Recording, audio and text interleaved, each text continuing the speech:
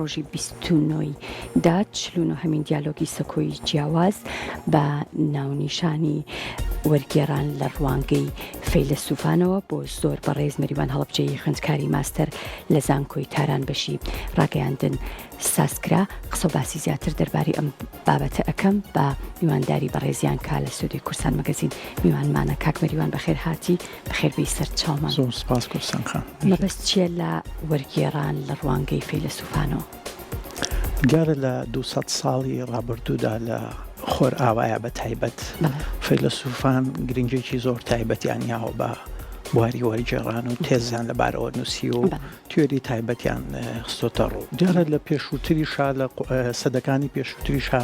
وەرگێڕان بە تایبەت لە ڕۆژ ئاوا لایەن نووسەران و بیرمەندانەوە زۆر بە هەند وەرگیراوە کاری خۆڵی لەسەرکراوە. بەڵام لە 200 ساڵی ئاخیرا لایەن هەندێک لە فەیلسوفان و بە تایبەتیش فەیلسوفە ئەڵمانیەکانەوە تایبەتمەندێکی زیاتری پێئێرێ لە شلایەرماخەرەوە تا دواتر هایدیگەر و هەتا لای نیچە باەخی تایبەتیەوە دواتر فەیلسوفانی تری دێتە ناو فەڕەنسیەکان وەک پۆل ڕیکۆر وەک ژاک دەریدا والتەر بنیامین دیسان لە ئەڵمانیایە کە 100 ساڵ لەمە پێشێکە نووسێ بۆ وەرگێڕانی شارەکانی بۆدلێر و ئەو پێشێکی ئەو تێزی ئەو لەوایە خاتە ڕۆ ئەبێت بە چەشنێکە بێت لە بە تیۆریە کە زۆربەی فەیلسوفەکانی تر ئەگەڕێنەوە بۆی وە نووسەرانی ترەوە کاری لەسەرەکەن. ئەمە ئەو خۆ بەخۆ ئەو گرنگیە نیشانەیە کە هەرچی ئێمە زەمن بەرەو پێشتر ئەڕوا وەرگێڕان لە ڕوە فەلسەفێک چ بۆ لانی دەروونشی کارە هەتا ئەگەڕێنەوە بۆ فرۆید بۆ خوێندنەوەی ئەگەڕێدەوەکو سایکۆلۆژیست ئەگەڕێدەوە بۆ قوتابخانە کۆمەڵناسی جیاکان وەک لای فەیلسوف و کۆمەڵناسێکی گەورەی وەک هابەرمارس لە مەکتەبی فرانکفۆرتا کە بەرزەی نرخێنن لەبەرەوە لە گۆشەنیگای جیاوازەوە بە چەشنێک لە دیالۆگی بەردەوام و خۆ خوێندنەوە و بە وەرگێڕان بە ئەکتێکی بە پرۆژەیەکی تێگەیشتن و دواندنی یەکتر و دواندنی خۆت لەگەڵ ئەویدی تا ئاستە بەرفراوانەکانی فراوانکردنەوە گەشەکردنی دیالۆگێکی گشتی لە ئاستی لە سەررجەم ئاستەکان لە لاستی دنیا دەبینەوە و بەردەوام خەنە بە ڕافەی فەلسەفی قوڵترەوە و بەهایەکی زیاتری پێن تا ئاستی ئەوەی ئەو فەیلسوفانەیە ناوێنێتە ئاستێک سەر و نووسین سەر لە نوێ بەرهەمێنانەوەی تێکستێکی ترە فەزایەکی سێمە دروسە بێت لە بنێوان وەرگێڕانی دەقیقە بۆ تێکستەکان. باڵێ بێگومان زۆر باشە. ئەوەی کە وای لە تۆ کرد وەک وەرگێڕێکی کورت کار لەسەر ئەم بابەتە بکەی چی بوو و ئەو نووسەرانە کێن کە تۆ لە با بڵێن لەم بابەتەیە زیاتر پشت بە نووسینەکانیان نەبەستی؟ من بۆم گرنگە وەکو وەرگێڕێک و وەکو نووسەرێکش کە هەم ئێتیماماتی ڕەخنەی ئەدەبیم هەیەەوە ڕەخنەی شانۆیی وەکو دووبواری تایبەت و گرنگکە خۆی شان و تاوەی کە تێکستە تێکسێکی ئەدەبی بەشێکە لە دەکات دێتە سەر تەختەی شان و هونەری شانۆیە و فراوانتر ئەبێ. بەردەوام سەرچاوە تیۆریەکانم هەم لە شانۆیە هەم لە ڕەخنەی ئەدەبیا هەم تیۆری و نەزەری دەربارەی وەرگێڕان و دەربارەی زانسە کۆمەڵایەتیەکان بە شێوەیەکی گشتی تر و فەلسەفە لەو بوارانە بۆ خوێندومەتەوە متابعام هەبوو لەو 20 ساڵاوە بۆم گرنگە ئەبێ ئاگایی هەیە بیانی ڕایەک هەیە ئاڵێ بێ وەرگێڕێکی باش نووسەرێکی باش بیانی توانای نووسەرێکی باشی هەبێ و بۆیە خوێندنەوەی بەردەوام لەو بوارەیە وای کردووە بگەڕێن بۆی کە سەرچاو فەلسەفەکانی ڕۆژ ئاوە دنیا چی ئەڵێن لەسەر وەرگێڕان و بۆ وەرگێڕانیان بۆ گرنگەوە لەگەڵ بوارەکانی ترا لە چ پەیوەندیەکدایە کاتێکە چیتە و قوڵایەت تێگەی کە پەیوەندیەکی چڕ و پڕ لە نێوان هەمویاندا هەیە و پێویستە بە ئاگاییەوە ئێمە ئەم کارە بکەین بۆ بەردەوام بین ئەوە بڕۆینە پێشەوە بۆی بتوانین بە باشترین شێوە کارەکان ئەنجام بین وەرگێڕانێکی سەرکۆوەکو نووسەریش لە خلالی ئەو 24 ساڵێک کاری وەرگێڕان لە نەوجەوانیەوە ئەنجام ماوە و وەکوتم لەو پرۆسی خوێندنەوە مطالعە بەردەوامەیە تێگەیشتم کە ئەدەبیات خۆی بە سەرجەم ژانرەکان و ینی بیرمان چێ لەو ئەرکی وەرگێڕە و تیۆریەی والتەر بنیامینی فەیلسوفی ئەڵمانی کە ئیدوسێ لەسەر پێشەکێکە بۆ شێعرەکانی بۆدلێر و هەتا تێزەکەی لەسەر وەرجێران بە شێوەیەکی گشتیتر لەسەر هەموو ئاستێک لە وەرجێران بۆ نمونە وەرجێرانی زانستی باس ناکە، وەرجێرانی ئەدەبی باسەکە گرنگتر بەهای پێەیە یان لای گادامێری فیلسوفی ئەڵمانی لە کتێبی حقیقەت و میتۆدا دیسان وەرجێران لە ڕوانگەیەکی ترەوە تەماشا ئەکرێەوە لای پۆل ڕیکۆر لە ژاک دێریدا لەبەرەوە هەموو ئەمانە ئاستێکی فەلسەفیان هەیە بۆ خوێندنەوە و ڕاڤە ئەبینن وەک چەشنێک لە ڕاڤەکردنی بەردەوام. ئەمەش لە ناو ژانڕێکی وەک ڕۆمان یان شێعر یان شانۆنامە هەمویان گرێدراون بە فەلسەفەوە ئەبێ قوڵ ئەمانە شی بکەینەوە بیخێنە بەر خوێندنەوەی نوێ. لەبەرەوە لە ناو نووسەرانی بۆ نمونە کورد کە من لە سەرەتایە لە نەوجوانیەوە لە کوردیەوە وەرجێڕام کرد بۆ فارسی و بە پێچەوانشەوە هەمیشە ئەو نیگا فەلسەفیە ڕوانینە فەلسەفیە کە لایەن ئەدەبیات لە ناو ئەدەبیاتێکی ئۆرجیناڵە تێکسێکی ئۆرجیناڵ و قوڵ کە ڕاڤە هەڵگر بێ بۆم گرنگ بووە کە لە ناوانە لە نووسری کورد لای بەختیار عالی بۆ نمونە دیومەتەوەکو مەرحەلەی یەکەم قۆناغی کەمی کارکردنەوە بنیادی ترین کار کە لە پرۆسی ئەو 20 ساڵی ئەنجامە مابێ بۆم گرنگ بووە ڕوانینی فەلسەفی نووسەرەکەیەوە بوونی ئەدەبیاتێکی فەلسەفی قوڵ لەوانە لە ناوانە بەختیاری لە تێکستە شێعریەکانە دەقە شێعریەکان و هەروەها لە ڕۆمانەکانە هەیە جیاواز لە بەرهەمە تیۆریەکانیشی کە خۆی زۆرترین بابەت کە بەڕێزت لەسەر نووسیوە بەرهەمەکانی بەختیار عەلیە ئەگەر ئاماژە بە بەرهەمەکانی بەڵێ هەم لە کتێبخانەی فارسیەوەک ناساندن یا زۆرترین کۆڕ کردومە لە سەر بەرهەمەکانی بێگومان بەختیار عەلی بووە وەکوتیشم زۆر بە کورتی لەبەر هەم تێمای فەلسەفی لە ناو کارەکانیانە هەیە گرنگە پەیوەست بەو تەوەرەشی کە دوێنێ لە کۆڕەکەدا بەداخۆ دەرفەت نەبوو بە چڕی باسی لێوە بکەم ئەو ئەدەبیاتە فەلسەفی ناو هەرێک لە ڕۆمانەکانیان لە بۆ نمونە لە دوهەمین هەناری دنیاوە کە زیاد لە 26 جار چاپ کراوەتەوە بە فۆڕمی جیا لە ئێرانە پێشوازی زۆری لێکراوە ڕۆمانێکە بە تێمای فەلسەفی قوڵەوە تا ئەگاتە دەریا سولاشەکان بە هەمان شێوە مانای فەلسەفی قوڵ لە ناو ڕۆمانەکار و کارکتەرەکان فەزاسە تا شاری مۆسقارەسپیەکان هەرێک لەمانە زیاد لە 20 تا 30 کۆڕم لە تاران و شارەکانی تری ئێران بە ئامادەبوونی ڕەخنەگرانی گەورەی ئێرانی گرتووەوە هەمویان ئاماژیان بەو ڕەهەندە فەلسەفیە قوڵە لە ناو بەرهەمەکانە کردووە ئاماژش بە وەرجێڕانەکەەوەی چۆن وەرجێڕانێکی باش ئەتوانێت هەڵگری ئەو چەمکە فەلسەفیانەوە گواستنەوە هێنانە ناو کللتورێکی تر وەزبانێکی تر بێ بە خۆشبەختانە توانراوە پێشوازی باشی لێ بکرێت لەبەرەوە کاتێک کە تێکسێک دەقێک ڕۆمانگەلێک هەر لە هەر ژانێکی ئەدەبیاواتە شانۆنامەکەی بۆ دۆزەخەی بێگوناهان کە وەرم جێڕاو بڵاو بۆتەوە مادام هەڵگری ئەو توانە فکری قوڵەیە ئەتوانێت سنوورەکان ببڕێەوەی بریاوی ئەڵێ دەقێک کە لە بنیادا خۆی خاوەنی و تایبەتمەندیانە بێ ئەتوانێت بڕاتە ناو زمانەکانی ترە و جاویدانە بێ بمێنێت و ئەگەر دەقێک خاوەنی ئەو تایبەتمەندیانە نەبێ لە ئەساسا لە بنیادا توانای وەرجێڕانی نیەوە ناتوانێت بڕاتە ناو زمانەکانی ترەوە. زۆر باشە نووسەرانی کورد تا چەند گەشتونەتە ئەوەی کە لەمە تێبگەن یاخود تا چەندێک ئەم تێڕوانینە فەلسەفیە قوڵە لە نووسینەکانیان و لە تێکستەکانیانە ڕەنگی داوەتەوە. پرسیارێک زۆر جوانە بەداخەوە زۆر کەم یعنی ئەو نووسەرانی کە ئێمە هەمان بێت لە پەنجەی دەستیان ناپەڕن کە بتوان خاوەنی دیدگای فکری فەلسەفی قوڵ بن تا بتوان بچنە ناو هەر زمانێکەوە لە ناو زمانیا ئەوی دی ڕاکێشێ بۆ خۆت ئەوەی کە دوێنێ لە کۆڕەکەشە ئەوی دیەک کە بەمانە فەلسەفێکی بێوێ دیالۆگ لەگەڵ تۆ بکە خۆی بخوێنێتەوە لە ڕووی لە ڕێگای تۆ لە ڕێگای ئەوە خۆت بخوێنی تۆ جاری کتێب بکەیت تۆ دیالۆگی بەردەوام لەگەڵ خۆتا نەبوونی ئەو ڕوانینە گیان بینە فەلسەفیە کێشەیەکی گەورە دروستەکە بۆ سەرجەم ژانرە ئەدەبیەکانی ئێمە بۆ نووسەری ئێمە کە ئەگەر خاوەنی نەبێکە هەڵگری ئەو بڕوا و ڕوانگە فەلسەفیە قوڵە و نیگا هۆمانیستیە بەرجەستەیە نەبێت لە ناو بەرهەمەکانیان ناتوانێت خوێنەر بۆ خۆی جەزب بکە و دیالۆگی قوڵ لەگەڵ ئەوی دیا لە دنیای دەرەوەی خۆی و هەروە لە ناو خۆش مانا بیرمان نەچیانی بێهۆنیە نووسەرێکی وەکو بەختیار عەلی یا لێرە لێ چەند نووسەرێکی کەمیتر کە هەمانن سەرکەوتون لەو بوارەیە توانیوان خوێنەرێکی زیاتر بەدەست بێنن بۆ خۆیان و کاریگەریکی قوڵتر دابنن لە کۆمەڵگاکەمانەوە بتوانن ڕێ خۆشکەر بن ڕێکەرەوە بن دنیایەکی کراوەتر و قوڵتر دروست بکەن بۆ خوێنەری ئێمە و بۆ ئاهلی قەڵەمی ئێمە و دەرمەندی ئێمە لەسەر بوارەکانی چەدا. زۆر باشە ئەمە وا لە خوێنەر ناکە یان خوێنەر هیلاک ناکە بۆ ئەوەی کە ئەوەندەی کە لەگەڵ با بڵێن ڕووداوەکان یان چیرۆکەکان بڕوا زۆر با بڵێن خەیاڵی لە لای ڕووداوەکان نەمێنێ بەڵام بکەوێتە دنیایەکی ترەوە کە ئەویش تێفکرینە یان قوڵبوونەوەیە لە ناو با بڵێن ئەو مانە جیاواز و ئەو چەمکە جیاوازانەی کە ئەو بەکارهێنێ. ڕاستە بەڵام هەر تێکستێکی قوڵ هەر دەقێکی قوڵ ئەبێ بیرکردنەوەیکی قوڵ بتوانێت بۆ چێژە بکەی پێویستە قوڵ بیر بکەیتەوە لەگەڵیا بڕۆی نابێ بچیتە و لای ترەوە کە کاک بەختە خۆی لە کتێبەکە لە کتێبی خوێنەری کوشندە ناوێنێ خوێنەری کوشندە و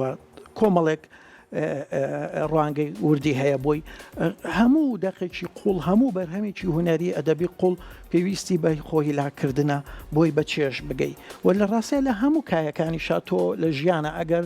خۆت ماندوونەکەی ناتوانانی بە بەرهەمێکی باش بگەی لە هەر کایەکە بۆیە پێویستە ئێمە بۆی قوڵتر بەرمەفاهیمەکان چەمکەکان ڕوانینە فکری قوڵەکان کەین بۆی چێژێکی زۆرتر و دائمی تر و وەرگرین کە بمێنێتەوە لەگەڵ یا بژین دنیابینیمان بگۆڕێ پرسیارە گەورەکانی لێمان باوامان بکات تووشی ڕامان بین پێویستە خۆمان ماندوو بکەین و ئەو ماندوویەتیش بەرهەمێکی قوڵە بەرهەمێکی قوڵی خوێندنەوەیکی بەردەوامە ئەنجامێکی گرنگە لەوەی کە تۆ چەندە خۆتە دوێنی چەندە بە دوای دەقی تازە و ڕوانینی تازە و کەشفکردنەوەی بە دوای دۆزینەوەی تازای کە ئەوەت کردووە بەردەوام ئاسانە ئەتوانی کۆدەکان بکەیتەوە و هیچ دقێکی فکری قوڵ هیچ دقێکی فەلسەفی هیچ دقی هیچ شانۆنامەیەکی قوڵی دنیا یا تێکستێکی شاری و ئەدەبی ئاسی نابێت لە بەردەمتا و بە چێژەوەی خوێنیتەوە ئەتوانی بەردەوام شتی تازەی لێوەربگری و سەر بەردەوام خۆتی پێکەشف بکەیت توشتی تازە لە دەروون تاکەش هەستەکەم ئەتوێت زیاتر لەسەر ئەم بەرهەمانە قسە بکەیت بێگومان لە بەرەوەی ئەم بەرهەمانە شناسێکی جوانی بۆ بدن وەک تاکێک وە بۆ هەمومان بە شێوەیەکی گشتیتر لە وڵاتێکی گەورەی وەک ئێراندا کە کللتورێکی قوڵی هەیە وڵاتێکە لە ڕووی هوەر و ئەدەبیاتەوە دەوڵەمەە کە من وەرجێڕی و زبانم پێشوازەیەکی زۆری لێکراوە وای کردووە هویەتی شناسی من ڕۆشنتر جوانتر قوڵتر ببینێ بخوێنێتەوە بە ڕێزێکی زیاترەوە سەیری کللتوری من بکە کە بەداخەوە زۆر درەنگ پێیگەیشتەوە زۆر درەنگ توانیوێتی بێتە ناو دنیای ئەوەوە و ئەو تووشی ڕاچنینێک کە وابکە لە ئاستی گەورەترین ڕۆمانەکانی دنیاوە باشترین ڕۆمانەکانی دنیا تۆ سیر بکاوە بخوێنێتەوە پێشوازیت لێ بکاوە بەڵکەش ئەوەی ژماری هەرە زۆری ئەو کۆڕانەی ئەو شوێنانی کە بانگێشت مەکەن لە سەررجەم دەستگا ئەکادیمیەکان و تا دەرەوەی ئەکادیمی ڕەخنەگرەکان ناوەندە جیاوازەکان بە شێوەیەکی بەردەوام خوێندنەوەیان هەیە بۆ ئەم نمونە لە ئەدەبیات کە ئەدەبیاتێکە توانیوەتی پرسیاری وردیان لا دروست بکات توانیوەتی تووشی ڕامانیان بکات لە بەرامبەر ئەو جوانی ناسی کە کارکتەرەکان دەقەکە و دنیا بینین و سەروە ئەو جیهانی کە جیهانی ئێمەیە تا ئێستا بە جۆرێک لە جۆرەکان کەشف نەکراو بۆ بۆیان بەمانایە ناسرااو بۆ بۆیان هەم دنیای تۆ ئەناسێ هەم گفتوگۆت لەگەڵەکە هەم لە ڕێگەی ئەوە خۆی خوێنێتەوە تۆ ئەخوێنێتەوە و پرسیاری لا دروستە بێت و بەر ئێستاتیکایەک جوانی ناسیەکە کە تازەیە و بۆی دڵخۆشکەرە بۆی و ئەو شتێکە مرۆڤی هوشیار مرۆڤێک کە بە دوای داهێنانە و بە دوای جوانیە ئەگەڕێ بەردەوام پێ ئەگا و پێگاوە تۆشی شۆکێک بەمانە جوارەکەیە بێوە ئەکا بگەڕێ بە دوای توە و بۆی گرنگ بێ هەر جارێک بەرهەمێکی تازەی تۆ ئەچێتە ناو زمانەکەیەوە ناو کللتورەکەی و ناکتێبخانی ئەوە بە ڕێزێکی زۆرەوە سەیرە بکە و خۆشەویستیکی هەبێ بۆت ئەو ڕوانگە فەلسەفیەیە کە تۆ وەک مرۆڤ وەک تاک وەک کۆیەکیش گرێ بە دنیای دەرەوەی تۆ مرۆڤ لە هەر شوێنێکی تر هەبێ کە لە ڕوانگەی ئینسانێکەوە بێوێت بتخوێنێتەوە بدبینێ و لەگەڵت بدوێ و ڕێزت بگرێ و لێەوە ڕێز لە خۆی و کرانەوەی خۆی لەگەڵ تۆ بە پێچەوانەشەوە زۆر باشە ئەگەر باسێک لە وەرگێڕان بکەین نووسری ئێمە بۆچی زۆر بۆی گرنگ نییە کە بابەتەکانی وەرگێڕێنە سەر زمانێکی تر ئەمە پەیوەندی بەم بابەتی تۆ هەیە پرسیارێکە کە من زۆر ساڵانێکی زۆرە پێوە غەم ئەخۆم ڕاستێکی غەمگینم وای ناڵێنم لەوەی کە بۆ بەڕاستی بەلایەنەوە گرنگ نییە و لەگەڵ ڕێزی زۆرم هیچ هۆکارێکی نییە جگە لە بێکەلتوری ینی بوونی ڕۆشنبیرێکی زۆر ئاسنزم لە خوارەوە ئەگەرنا هیچ نەتەوەیەک نیانی بۆ نمونە بنیادی فەلسەفا لە دوای یۆنانەوە لە قوڵای ئەوروپا ئەڵمانیا لە تەکنۆلۆژیا لە موسیقیا لە فەلسەفەیە لە شانوایە لە هەموو هونەرەکانە لە باڵاترینە کەچی لەو وڵاتانەیە لەو کللتورانەی زۆرترین تێز زۆرترین قسەی جددی زۆرترین بایەخی گەورە ئەیە بە وەرگێڕان و بە گرنگێکی زۆر و سیرەکانی هەرچی کللتور دەوڵەمەندتر بێت دەتەوە لە ڕووی بەرهەمهێنانی فکری و فەلسەفی و هونەریەوە زیاتر قسە لەسەر وەرگێڕان و هێنانی ئەویدی بۆ ناو خۆی چوونی خۆی بۆ ئەویدی ئەکا کە ئێمە هەژارترینین کەمترین لای نووسەرەکانمان ئەو بایەخی هەیە یا ئەو گرنگی پێدانی هەیە و ئەمە زۆر ترسناکە ینی کامڵکەری تەکمیڵی ئەوەی ئەوە کامڵەکە کە حکومەتەکەمان یا دەستگای سیاسیمان بەهای بۆ ئەم شتەدانە ناوە ئەگەر سیاسەتی ئێمە سیاسەتێکی نەخوێنەوارە ئیفلیجە سیستەمی سیاسی ئێمە دەستگای ئێمە حکومەتی ئەمە لە بەتایبەت لە ئەوە ساڵی ڕابردووە لە باشوورا کە ئێمە خاوەنی حکومەتی خۆمان خاوەنی بوجە و ئیمکانێت و مەسەلەن بە حساب استراتیژی کللتوری بووین کە هەرگیز نەیبووە بۆ نووسری تۆ دێت ئەو جەهلە و نەزانی ئەو پڕەکات ئەو بایەخەی نییە بۆی و ئەمە زۆر ترسناکە تا ئێمە ئەو کارە نەکەین ئەو بایەخە بۆ ئەو بەرهەمی خۆت کە دایەنی کە شەو نخونی پێوەکەشی وە پرۆسەیەکی نووسەرێکە 50 ساڵ تەمەنێتی نیو سەدە ژیاوەوە خوێندیەتیەوە بیری کردوێتەوە ڕەنجی داوە بە هەموو مانایەک تا تێکستێک بەرهەمێنێ ئەگەر ئەو تێکستە شایستەی ئەوە هەیە و دقە بڕاتە ناو زبانی دیەوە و ئەبێت و هەوڵیشی بۆ بەی وەربگەڕدەوە ئەگەر هەوڵەکەش فەردیە ئەگەر هیچ هێزێکیش لە پشتەوە نیە ئەگەر تەنیا و تاقانەشی تیا وەک من کە لە تەنیایی و لە ئاوارەیە کاری وەرجەڕام کردۆ پێویستە نووسەرەکەش هەوڵ باوەڕ بگێڕێەوە ببینێ مرۆڤی زیاتر بەرهەمەکەی بخوێنتۆ نەک لە چوارچەوەی شارەکەیە بمێنێتەوە ئەمە شار شۆفێنیست نییە هینەک نییە ینی شارچێتی نییە گەڕک نییە کاتێک ئەدەبیاتێک جاویدانەیە بڕوا بێشمار ئینسان بیخوێنێتەوە هونەرێک داهێنانێک و ئەمە لای نووسەری ئەمە ئاماژەت پێکردنیە و ئەمە ترسناکەت هیوادارم لە بەرنامەی زۆر بابەتی زۆرە زۆر بگەڕێنە سەری و تەوەری جیاوە وروژانێکی جوانەکە پێویستە قسەی زۆر لەسەر بکرێت چۆن من فاکتم لایەوە بەڵگەم لایە لەوەی کە لە مناڵی شەونەك لە جوانی و لە تەمەنی کەمە لەگەڵ نووسەری کورد لە پەیوەندیام هەرگیز ئەو بابەتیان بەشی هەرە زۆریان ناڵم هەمویان نەبەلاوە گرنگ بووە نەبۆیان گرنگە بەداخەوەەوە زۆر ترسناکە بەڕاستی بۆ ئەدەبیاتی ئێمە چکە بەرهەمهێنانی کللتوری ئەدەبی هونەری لە هەر ژانرێکە هی ئەو فەردە ئیدینیە و هی گروپێک هی هەتا قۆناغێکی تایبەتی مێژووی ئێمە نییە بەڵکو هی هەموو ڕابردوو ئێستا و ئایندەشمانە ئەبێ نەکرد ئەم پرسیارم کرد ئەگەر باسی مێژووت کرد ئەگەر لە ڕووی مێژوویەوە ئەمە تا چەندێک کاریگەری هەیە لەسەر گۆڕینی ڕێباز و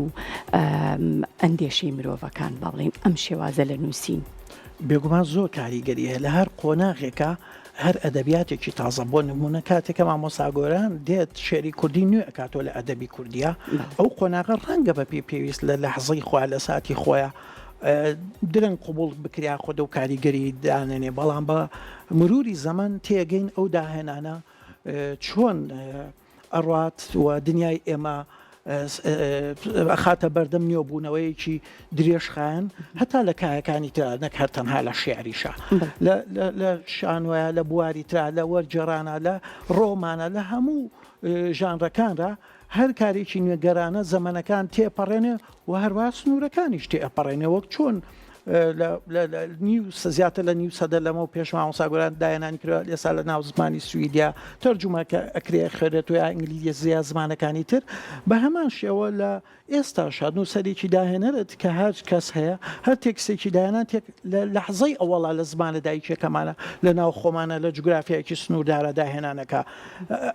لە ڕێگای وەرجێڕانە و ڕاتە ناو زمانەکانی ترەوە کاریگەری خۆی دانێەوە داهێنانی خۆیەکە لە ناو زمانە کەواتە هەم مێژوو تێپەڕێنێ هەم سنوور و جوگرافیا تێپەڕێنێ زۆر باشە ئەم بابەتانەی کە تۆ بەچڕی نووسیوتە لەکوێ بەردەستە لەکوێ بڵاو بۆتنەوە من هەم بە کوردیوە بە فارسی ئەنووسم بێگومان هەم لەسەر ئەدەبی کوردی لە قۆناغە جیاجیاکانەوە بە نووسینمەیە بە فارسی بە کوردی لە جەمی سایبەوە لە یەکەمین چیرۆکەکانی ئەدەبیاتی کوردی لە کەلەب شارەیە بووە و لە ناوچەیە بووە تا ڕۆمان بە قۆناغە جیاکانیەوە لە بامۆسایبای مححمەدەوە ژانی گەل و قۆناغێکی گرنگ گۆڤاری کەلاوێش وەک قۆناغێکی گرنگی ئەدەبی کوردی لە ڕۆژنامەگەری کوردیا کە تێکستی کوردی زمانی کوردی لەو 39 ساڵی تا داخرانی مەجەلەکە چۆن نوێبوونەوە بینێ بخۆ تا گۆڤاری ڕەهەند کە لە تاراوگە دەرەچی و هاوکات لە کوردستان بڵاو بێتەوە کاریگەری گرنگەکانی و هەروە بەشێکی چالاکیانش بە هەم بە کوردی وەکوتم لە گۆڤاری گەلاوێژی نوێ کە خۆب لە گۆڤارەکەدا کارەکە بووە لە ئەدەبوونەری کوردستانی و گۆڤاری جا ڕۆژنامەی جا بوو لە نەشریاتی فارسیت ئێرانە وەکو گۆڤاری متەرجم وەکو ڕۆژنامەی شەرق لەسەر نووسەرانی کوردم نووسیەوە ناساندوو من و هەروە بە پێچوانش لەسەر نووسەرە فارسانەی کە کردومە بە کوردی نووسین و کۆڕ و ئەوانەمە بۆ بەشێکی کۆڕەکانیش بە شێوەیەکی مەیدانی و حزوری بووە لە تاران کە زیاد لە 50 کۆڕب لەو ساڵانیا لە تاران هەبووە کە بۆ یەکەم جار بووە بەو شێوێ لەسەر ئەدەبی کوردی قسەکردێت بە چڕی لەسەر تاکی ڕۆمانەکان نەک لە یەک دەستگای ئەکادمی یەک شوێنی جاوێک زانکۆ بەڵکو